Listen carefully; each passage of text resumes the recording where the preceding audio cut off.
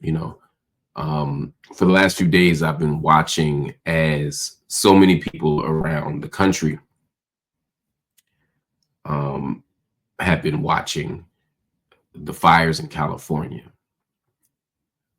I've been watching people lose their homes, people fight for their lives, people try to find some sense of safety and security at a moment where there is very little. I have lots of friends in LA, so I've made a lot of phone calls, sent a lot of texts, or checked a lot of pages to see if people have, made themselves safe, found themselves safe. It's been a hell of a time. I don't feel the desire or the need to politicize this in the ways that some people are. My primary impulse, my primary feeling is one of concern for my friends who are out there, for my friends and chosen family who are losing homes, who are unhoused now, who have been displaced and dislocated. That's my primary concern. But this doesn't need to be politicized. It's inherently political. I think my frustration has been watching the right try to make this a question about DEI. Oh, the state spent so much money on DEI, they didn't have infrastructure. Oh, if they hadn't been focused on DEI, they could have had more fire people. Oh, if they weren't denying white people access to the jobs to be fire men and women, and they'd be fine. It's like, even in the midst of a disaster that has nothing to do with black people, nothing to do with brown people, they find a way to make this about us. That there's a level of anti-blackness, there's a level of racism in these conversations that I find absolutely stunning. It's shameful. But the real question here still remains, right? Which is, why don't we have infrastructure? Why don't we have the ability to put these fires out, in ways that are environmentally responsible? Right? You can't just go to the ocean and get a bunch of water and put it out, right?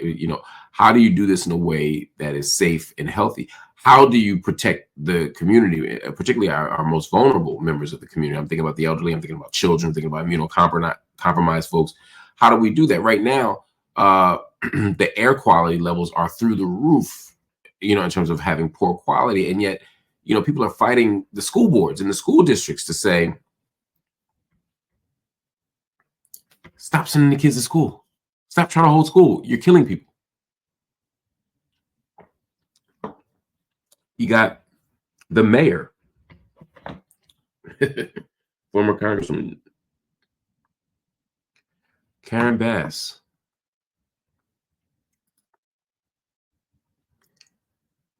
It's a bad look. Look, I haven't looked into it, so I can't speak to why she was gone. I didn't hear her exact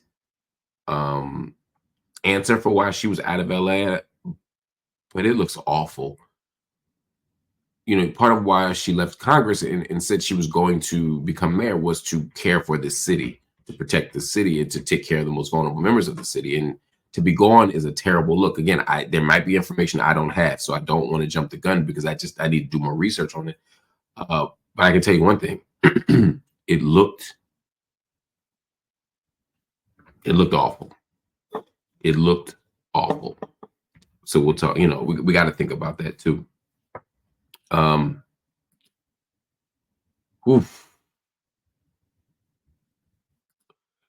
As Red Claire Scare said, apparently one of the fire chiefs or someone is a lesbian woman. Only heterosexual white men can put out fire. That's the other thing. If there is somebody who's not a white man in charge, it must be DEI. And if it's DEI, then it's a problem. I mean, I saw Elon Musk co-signing this ridiculousness. And of course, we know Facebook's about to become just as bad. Jesus. But they found a way. They have absolutely found a way to make this about everything but what it is. And of course, you know, thankfully, these fires aren't taking over the hood.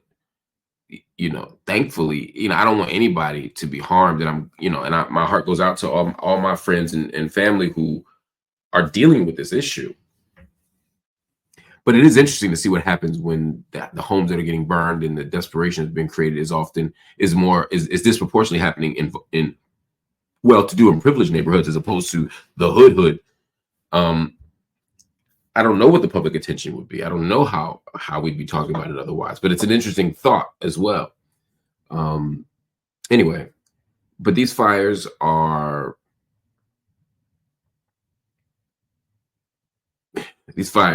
devastating. I've wanted to live in California for a long time. I gotta tell you, man, this stuff make you say, you know what, maybe, whew, maybe I never need to be there. Um, as Malik said, Maui's still recovering from their fires. And when I looked at the numbers, I think it was yesterday, when they were like 0% of the fires are under control. That's a scary idea. That is a scary, scary idea. Anyway, praying for everybody, looking to figure out how I can actually help beyond prayer. How we can help involve and support and create mutual aid. Let me know what I can do. Let me know how I can be supportive, and I'll do it.